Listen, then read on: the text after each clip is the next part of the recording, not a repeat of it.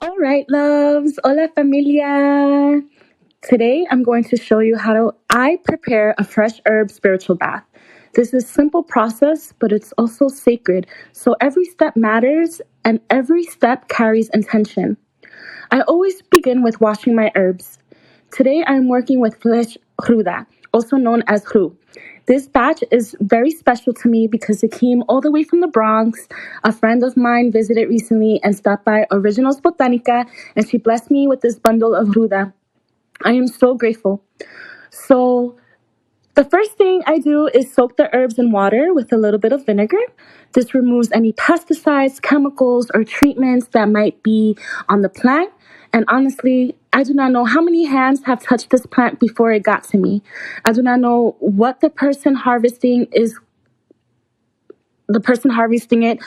what they're going through. So to be safe, I cleanse everything.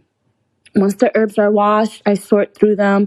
I remove the stems, the yellow leaves, the brown leaves, anything that feels dried out or lifeless. I want my bath to hold the energy and life force of the plant, so I only use the brightest, greenest leaves. That is what was taught to me, but listen and trust your inner witch. If your spirit tells you to use the stems, you go ahead. This is your practice. I honor your wisdom. I'm only sharing what was passed down to me.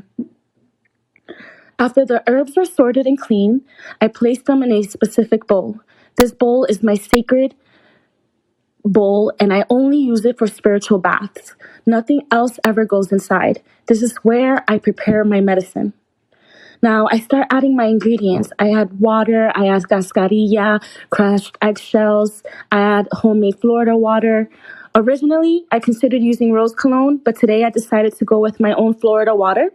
The one I make at home becomes more powerful and more fragrant as it ages, so I felt called to use that instead. With all the ingredients in the bowl, I began working the plant. I rub the leaves together, I mix everything with my hands. I continue until the water turns green or murky.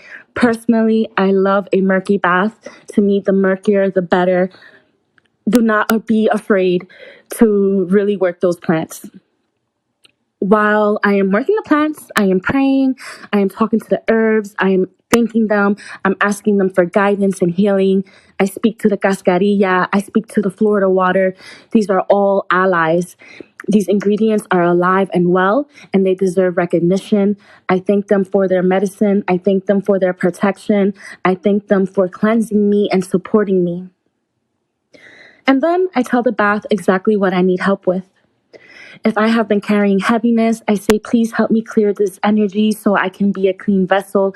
If this were a money bath, I will ask for abundance and clarity and for every obstacle blocking me to be removed.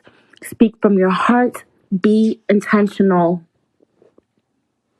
Someone once taught me that baths are 50% the practitioner and 50% the plants. And listen, I actually believe it is 100% the practitioner and 50% the plants, but that is for another conversation. My point is, do not rely on the plants to do everything. You are the magic. Your prayers, your faith, your clarity, your desire for a better life, that is the power. The plants are your partners. Once the bath is prepared, I place it on my altar. I light a candle. Sometimes I put a pillar candle right inside the bowl. Other times I place the candle besides it. I continue to pray. I ask my guides to bless the bath. I ask my allies to empower it, to cleanse it, to infuse it with exactly what I need. I let the bath sit for a few hours so the medicine can charge and concentrate. After that, I strain my bath. This is optional. You can keep the leaves if you want, a full plant experience. But listen, I'm a busy mom. I work, I go to school. I do not always have time to be picking leaves off my body in the shower. So I personally strain it. When I am ready to take a bath, I shower first. I shave, I wash my hair, I cleanse my whole body physically. Then I bring the spiritual bath into the tub with me. I say a prayer for clarity, for cleansing, for protection. I ask that everything heavy, everything painful, everything stressful be washed away, and then I slowly pour the bath over my head. If I have my hair done, I pour it over my shoulders instead. I let the water run down my back. I sit with it for a few minutes, breathing, meditating, receiving. And when I am done, I step out the tub and I do not towel dry. I let myself air dry. And on days when I do not feel like standing naked, waiting for water to evaporate, I put on a robe and let myself air dry inside the robe. No wiping, no rubbing, just allowing the medicine to settle. And that is how I prepare a fresh herb spiritual bath. And this is really important, especially if you have children or if you live with other people in your home. After you finish your bath, make sure to cleanse your tub.